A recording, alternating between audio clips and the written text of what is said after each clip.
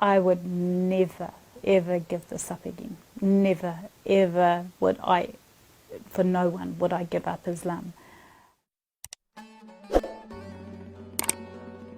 I grew up as a Catholic, in the Catholic religion as a child, and then I reverted back to Islam back in 1999. It was sort of religious in some ways. My father wasn't religious, but my mother was from a very religious background because her mother used to be a nun.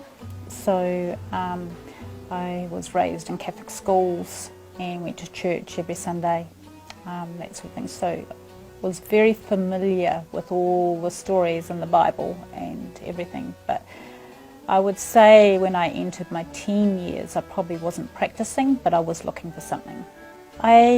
When I was going through a tough time in my life and really was struggling with doing a lot of drinking and partying and things, and I remember from one night in my despair, I fell down to the ground and asked God to help me.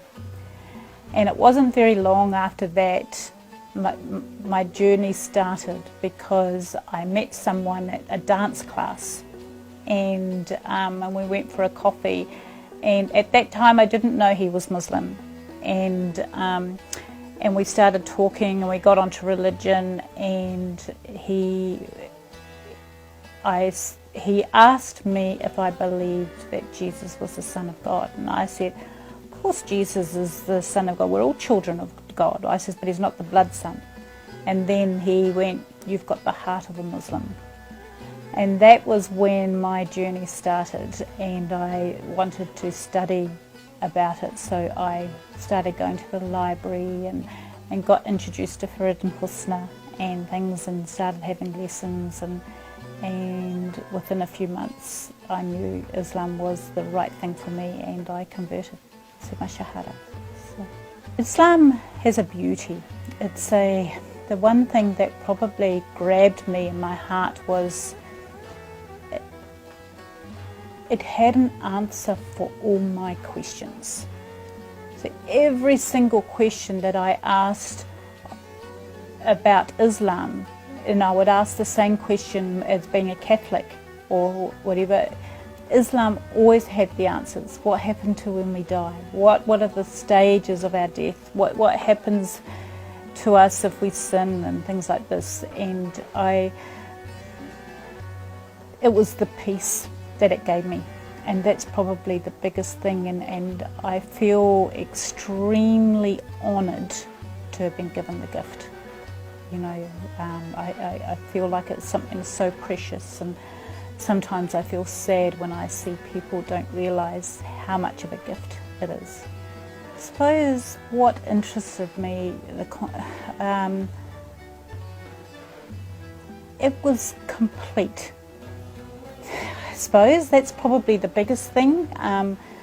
It's a code of life, it's a code of belief, the Islam gets into every single piece of you, and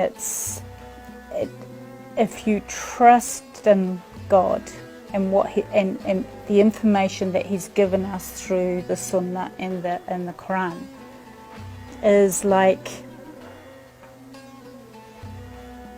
how would I describe it? It's the most beautiful contentment that I get from life now. If I struggle with something, I try to remind myself that trust in Allah. So He knows best. So all the struggles we've gone through over the last few years has probably been the biggest test of my faith, you know, because it's been hard losing Husna and you know, seeing Shifa not have her mum, you know, has been the biggest struggle for me, I suppose.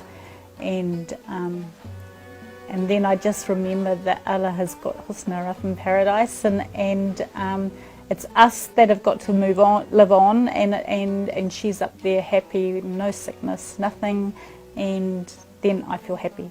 So When I first accepted Islam, I think it was probably a struggle for myself as well as other people, in the sense that anyone that I knew did not like that I accepted Islam. I lost the majority of my friends except for one special one, and then my mother and we probably didn't talk very much because she wanted me to be Catholic again, and so it took almost probably 15 years before she accepted that I'd accepted Islam. And I think it was just because, as a concern as a parent, you know, is it a cult? Is it something, you know, she needs to be worried about and things like this? So over the time, with me just practicing my faith and praying it 5 times, and whenever I go stay with her and she would see this and see how I would treat people and everything else, she relaxed and is happy that I'm happy. So that's the biggest joy for me. So yeah, Islam changed my life by giving me happiness. I was probably going through depression and things before I found Islam, and I would never ever give this up again. Never ever would I, for no one would I give up Islam. It's like I told Mum the story about, you know, one of the followers went to the Prophet to ask who was the most important person that in our lives, and he said your mother, and he said it 3 times before he said it going to your father. I told this to my mother once, and she asked me, if I'm so important, why don't you give Islam up for me? And I says, you are the most important person to me on this earth, but Allah is the most important being for my life, and I need to believe in Him to be able to reach paradise. So I will, you know, so that was something I would never give it up, because of the beauty and the love I feel, and knowing what Allah will reward us with in paradise is something I don't think anyone would want to give up. The decision to wear my hijab, that's been a struggle over the years. I actually started wearing it straight away after I converted, but then 9/11 happened, and my husband at the time said to stop wearing my hijab because I was being abused on the streets, kicked at, sworn at, spat at, and it wasn't very nice, and I was unsafe. So he said to stop wearing it. So I stopped wearing it for quite some time, and then must be now about 6 or 7 years ago, I was ready. I wanted to wear it again, and I remember wearing it to work one day, and people would look and they're sort of wondering, so then they didn't say much, but then the next day I wore my hijab again, and they go, is this a fashion thing? It's like, so I was going, this is part of my faith, my religion, and so then it would start opening up questions in the cafe and things, you know, and now it's like absolutely people accept me for wearing my hijab, and it's good. I think what Islam can offer to everyone, you know, all of us, regardless if we believe or not, Islam, we can give people a respect, the dignity that they deserve, a truth, and Islam can offer a contentment with themselves, with their lives, and a happiness that it took me out of depression. And Islam is if you believe in it, it can keep you away from that dark depression. So Islam has an answer for everything and a treatment for everything, and it's the beauty of it that I love. Being a Kiwi Muslim, does have its struggles. So I have over the years, because you're sort of in two worlds. So you're in this Western culture, and then you're in this Islamic culture, and obviously some of the Islamic culture does not abide by some of the Western culture, like, you know, going to bars and drinking and clubbing and things. And so it's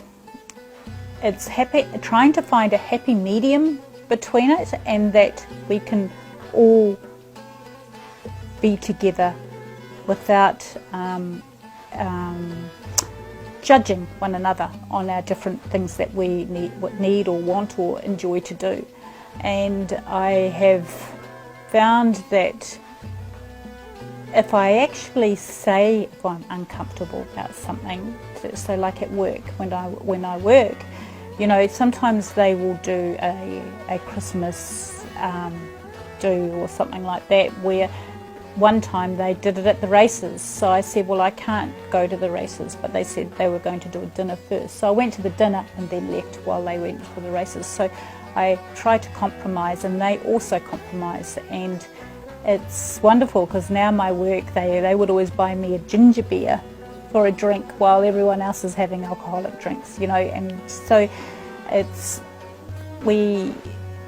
taken a long time to feel comfortable on saying things if I'm uncomfortable about it, or if they're feeling uncomfortable. And I'd like to ensure that people, like at work, feel comfortable to come and talk to me, you know. And so now it's really good, because when we have lunches and things, they will ask me what is it that I can eat and things like that.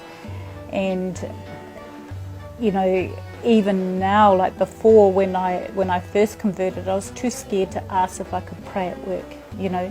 And I think this is a big struggle for Kiwi Muslims here in New Zealand, is being able to pray at work.